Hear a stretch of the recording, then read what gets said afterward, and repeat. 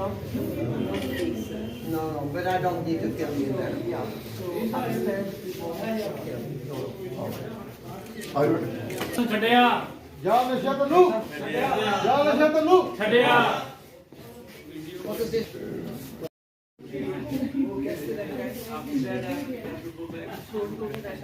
कैसे आ गए आप? For like 2 months. 2 months? Yeah. First time or No, second time. second time? Yeah. I'm from here. Yeah. Yeah, but I have, work and study, everything is In in England. Yeah. So what do you study? It's for like, medical treatments, like the daycare. And then it's easy to get into drugs and then you come back. Yeah, like So what's bad. bad? Yeah. Very good. And आज के visit का purpose ये है कि मेरी ये लेना है, नॉर्वे में जर्नलिस्ट है और मेरी बेस्ट फ्रेंड है स्कूल से। मैंने 2 साल अपनी +2 कनाडा में की है और वहाँ हम इकट्ठा पढ़े हैं। और ये उनके पति है ओलाव न्यूज़। तो वो जानना चाहते थे कि गुरदासपुर में तुम क्या काम करती हो, और देखने आए हैं और हमें सपोर्ट करने के लिए भी आए हैं। तो हम पूरे हलके में घूमे हैं। कल बटाला गए थे, वहाँ जो क्रॉसिंग का मुद्दा है वहाँ हम गए थे। फिर उसके बाद अब यहाँ गुरदासपुर आए हैं हम, डी एडिक्शन सेंटर, वहाँ जो स्लम की स्कूल है। कल हमारा एक लीग टूर्नामेंट था जो शायद किसी को पता नहीं, क्योंकि हम ये काम कर रहे थे, मीडिया में अभी तक दिया नहीं है, तो पहली बार मैं दे रही हूँ कि एक तो ये डी एडिक्शन सेंटर है जहाँ जब लोग नशा शुरू करते हैं तब उनको यहाँ नशा छुड़वाने के लिए लाया जाता है। लेकिन पंजाब में जो हुआ है, जो हालत है, वो बहुत ही ख़राब है और नशा बहुत ज़्यादा बढ़ गया है। गवर्नमेंट के जो रिपोर्ट्स हैं वो दिखाते हैं कि जो स्कूल के बच्चे हैं, और ये गवर्नमेंट का रिपोर्ट है, ये कोई हमारा है नहीं, ऑफिशियली वो कहते हैं कि 60% बच्चे तंबाकू ले रहे हैं, एडिक्टेड है तंबाकू, और ये गेटवे ड्रग बनता है, फिर ड्रग्स करते हैं। तो कविता और विनोद खन्ना फाउंडेशन, हमने राउंड ग्लास फाउंडेशन के साथ, उनकी एक इंडियन फुटबॉल लीग में एक टीम है राउंड ग्लास की, और आर्ट ऑफ लिविंग, हम गांव-गांव में जाकर स्पोर्ट्स प्रोग्राम शुरू कर रहे हैं। तो कैसे करते हैं, हम गांव में से किसी एक बंदे को लेते हैं जिसको स्पोर्ट्स का अनुभव हो, और पंजाब में तो इतने बढ़िया स्पोर्ट्समैन रहे हैं। हमारा ये जो बेल्ट मैनेज कर रहे हैं यहाँ कुछ 45 गांव हैं। विक्रम जो 13 साल प्रोफेशनल फ़ुटबॉल प्लेयर थे, वो उन्होंने इंडिया को भी रिप्रेजेंट किया है, तो वो हमारे साथ जुड़े हुए हैं। और हम गांव-गांव में जाकर एक ऐसा बंदा लेते हैं जिसका स्पोर्ट्स का अनुभव हो, और उनको प्रोफेशनल ट्रेनिंग में डालते हैं। लेवल डी, लेवल ई के कोच बनाते हैं उनको, और ये कोचेस फिर रोज़ आते हैं गांव में। एक कोच 6 गांव को संभालता है, हर गांव का एक वॉलंटियर होता है।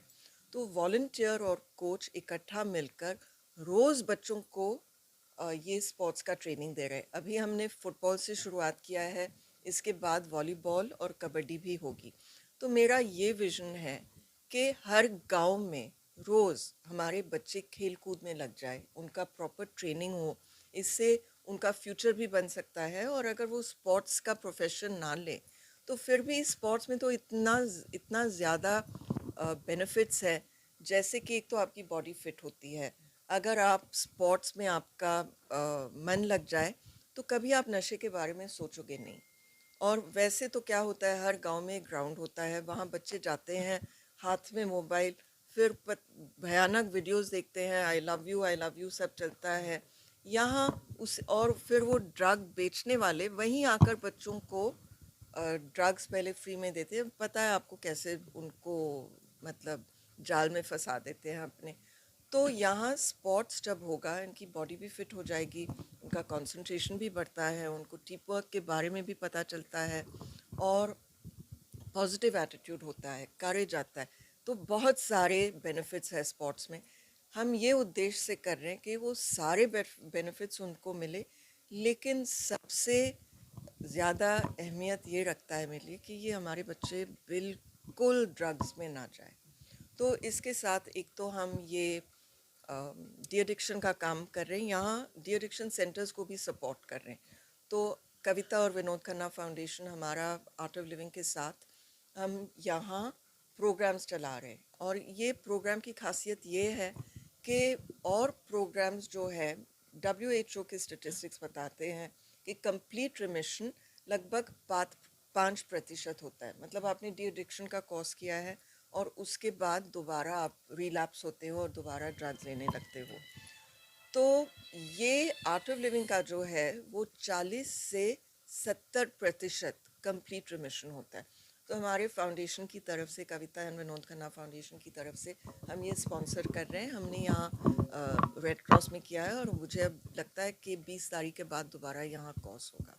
ਜਿਸ ਤਰ੍ਹਾਂ तो ਤੁਸੀਂ ਸਪੋਰਟਸ ਬਾਰੇ ਜਿਹੜੇ ਨੌਜਵਾਨਾਂ ਨੂੰ ਪ੍ਰੇਰਿਤ ਕਰ ਰਹੇ ਹੋ ਕਿ ਸਪੋਰਟਸ ਵੱਲ ਜਾਣਾ ਚਾਹੀਦਾ ਹੈਗਾ, ਲੱਗਦਾ ਨਹੀਂ ਕਿ ਸਭ ਤੋਂ ਵੱਡੀ ਕਮੀ ਜਿਹੜੀ ਹੈ ਕਿਤੇ ਨਾ ਕਿਤੇ ਨੌਕਰੀਆਂ ਜਿਹੜੀਆਂ ਨਹੀਂ ਮਿਲ ਰਹੀਆਂ ਹੈਗੀਆਂ, ਬੇਰੁਜ਼ਗਾਰੀ ਜਿਹੜੀ ਸਭ ਤੋਂ बिल्कुल ਵੱਡਾ बिल्कुल बेरोज़गारी है, इसलिए हमारा सारा यूथ पंजाब ही नहीं लेकिन देश छोड़ के जा रहा है।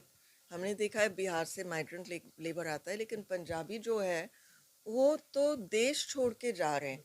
तो इसलिए हम 2 प्रोग्राम चला रहे हैं उनके लिए। अगेन ये through Kavita and Vinod Khanna foundation है।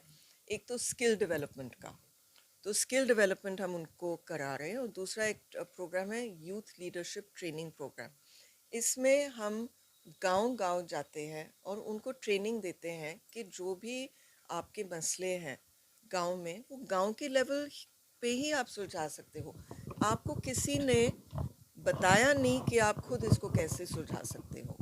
ये सब की मैंने देखा है। अब 26 साल से मैं गुरदासपुर में हूँ। विनोद जी पहला इलेक्शन जो लड़े हैं वो 1998 में था। 26 साल हो गए आप। तो वहाँ हर चीज़ के लिए MP के पास आओ, MLA के पास आओ, इसके लिए पैसे दो, उसके लिए पैसे दो। MP हर जगह नहीं पहुँच सकता। तो जब हम आपको ही ट्रेनिंग देंगे कि कैसे, जैसे मैं आपको एक उदाहरण देती हूँ। धार ब्लॉक में बारिश तो अच्छे से आती है, पहाड़ी इलाका है, लेकिन वहाँ पानी की कमी है।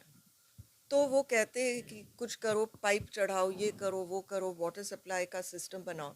लेकिन हम YRTP का यूथ लीडरशिप ट्रेनिंग प्रोग्राम जब वहाँ करेंगे, तो वहाँ के बच्चों को ही, जो यूथ है, उनको सिखाएंगे कि देखो ये जब बारिश आती है, आप अगर चेक डैम ऐसे बना दो, बड़ा आसान है।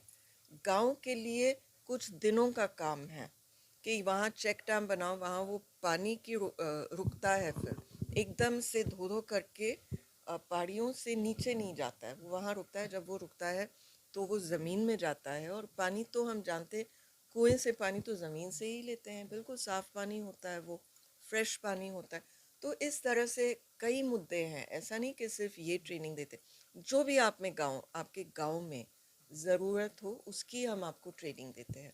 तो ये हमारा ओवरऑल ओवरव्यू है फाउंडेशन का। देश में सबसे बड़ी समस्या जो है सो सिंथेटिक नशा है। इसे रोकने के लिए, जो बॉर्डर के पार से आता है, उसे रोकने के लिए क्या केंद्र सरकार को करना चाहिए सिंथेटिक नशे को रोकने के लिए? वो मैंने ये पहले भी हम DC यहाँ आए थे विज़िट के, हम इकट्ठा आए थे DC और मैं, जब हमारे joint secretary Manoj necessary central government से आए हैं, उनके साथ हम एक स्टडी कर रहे हैं और वो देख रहे हैं कि यहाँ जो एलोपैथिक दवाइयाँ दी जाती है उससे भी साइकोसिस हो सकता है। तो हम ये कोशिश कर रहे हैं कि एलोपैथी के साथ हम आयुर्वेद की दवाई दें उनको, ताकि वो जो साइकोसिस होता है, तो ये बड़ा 1000 पेशेंट का क्लिनिकल ट्रायल होने वाला है। तो मैं भी उसमें इन्वॉल्व हूँ, उसका प्रोटोकॉल और सब तैयार करने में मैंने भी अपने इनपुट्स दिए हैं, और मैंने क्लिनिकल ट्रायल का काम कई साल के लिए किया है कॉर्पोरेट सेक्टर में। तो ये उस समय हमने जो प्रेस कॉन्फ्रेंस किया था, तो उस समय DC ने भी बोला था कि वो उन्होंने कैसे, ये अगर कोई डीलिंग करता हो तो एक हेल्पलाइन बनाई है कि आप उनको फ़ोन करो और बताओ कि यहाँ यहाँ ऐसे ऐसे वो बेच रहे हैं। उनकी जो अलर्टनेस है पुलिस की, वो भी बढ़ गई है, क्योंकि बॉर्डर से ज़्यादातर आ रहा है, वो ड्रोन से आ रहा है। तो हेल्पलाइंस ऐसे हैं। एक हेल्पलाइन है कि अगर किसी को भी पता चला कि ड्रग्स कहीं से भी आ रहे हों, तो वो उस हेल्पलाइन पे तुरंत फ़ोन करे। 24 घंटे का हेल्पलाइन है। अगर कोई नशे में हो, जो आप देखो जिसको नशे से निकालना हो, तो वो भी हेल्पलाइन है। तो ये सब कर रहे हैं।